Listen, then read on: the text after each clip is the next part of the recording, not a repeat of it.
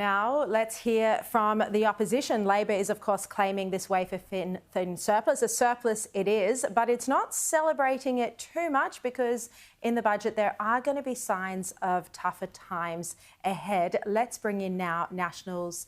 Let's first have a look at what National Senator Matt Canavan had to say today. And I've got the budget surplus right here in my hand. It is all on the back of the coal industry. And the test for the Australian Labor Party is, will they thank the men and women who work hard in our mining industry?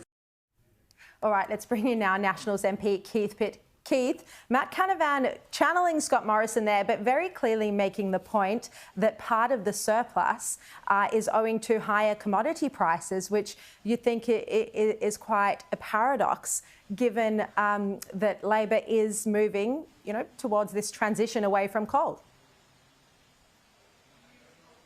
Well, in a couple of hours, Sharri, we'll know whether it's an illusion or a delusion, this budget surplus, once we see what the forecasts and estimates are, particularly for coal and for iron ore, and what's been claimed by Jim Chalmers in the budget. But Matt Canavan is right. The coal sector is now our single biggest export commodity. It's had an enormous turnaround in terms of the budget. The resources sector as a total went from $246 billion in the middle of COVID to a $460 billion forecast. Jim Chalmers, he's been kissed on the you-know-what by a fairy. Well, look, Jim Chalmers argues, however, that unlike the coalition, he says the coalition only returned 40% of the gains to the budget bottom line, whereas he says this government is returning 82% of revenue upgrades to the bottom line. So he's saying that this is a sign that Labor is managing the budget and the economy more responsibly. What's your response to this? Well, that's because the windfall is so big. You've got an unemployment rate which the Labor Party inherited under 4%, so that's an enormous change in the tax take in the positive. The resources sector has broken all records and people are out there, and that's where they're employed, Sharri. They are out in regional Australia, regional Queensland, regional WA, delivering for those companies, working hard, paying their taxes, paying their own way, and that is a windfall for the Labor budget. And let's be clear, Jim Chalmers has also spent an enormous amount on a sugar hit. Now, someone who's out there that's drowning, they'll jump into any life raft, and I think they'll be very grateful for any sort of support that they can get at the moment. But if you don't fix the fundamentals, it's only going to help this quarter. Don't they deserve a life raft? Australians are doing it so tough at the moment. How can you say to them you shouldn't get $500 in energy rebates? Well, that's not what I said at all. I think they'll be very grateful for the support, and they need it.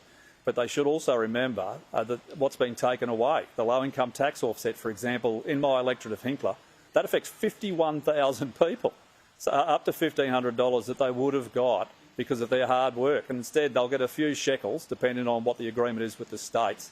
And in another quarter, it won't help them. I mean, the power prices in Brisbane went up by more than 30% in just one quarter. It is unsustainable, and unless you address those fundamental issues, this will go on and on and on. They just can't pay their bills. They can't pay their mortgage. When you say fundamental issues, you're doing it very speaking tough. about inflation.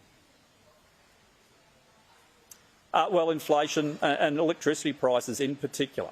If you actually get the price down, well, a rising tide floats all boats. Every small business, every company, every individual that has to pay, they just can't afford the increases. It's extraordinary. And the idea that you can subsidise your way out of that. I mean, we saw Anthony Albanese in Question Time today claiming they've had this great intervention. Well, that intervention is going to cost a couple of $1 billion in payments to coal companies, for example, supports from the states. How about we just get power prices down? Yeah, and Keith Pitt, do you think the government is doing enough to tackle inflation when the RBA has had to raise rates 11 times, or do you think the government, is risking increasing inflation? And we've heard some economists make this point with its $14 billion cost of living package. I think you answer your own question, Sharri.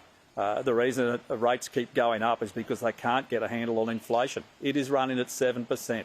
And, mate, I'll go back to the KFC test. The drive-thrus in my patch, they're empty. People are not actually spending what they don't have. They're struggling with their mortgage because of the increases. Inflation is through the roof. And if you don't get a handle on that, the economy will spiral. That is in no one's interest, particularly the Australian people's interest. I actually read today that McDonald's is returning record profits and 1 in 4 coffees is sold at McDonald's. There's a story in the Australian newspaper's business section. But does it look like, and I'm going to have Angus Taylor on my program tomorrow night. He's, of course, the shadow treasurer, and so we'll see what his response is to the budget. But does it look like the opposition and the Nationals will be opposing this generous cost of living package, the welfare payments, the increase to JobSeeker? Well, we'll wait for the details, obviously. We want to see what assumptions have been made. I mean, if Jim Chalmers has assumed that the price of coal is going to remain in the hundreds of dollars into the forecast, well, clearly it's an absolute fallacy. We've always been very conservative with our forecasts around the resources sector because those prices change rapidly, and they do change a lot.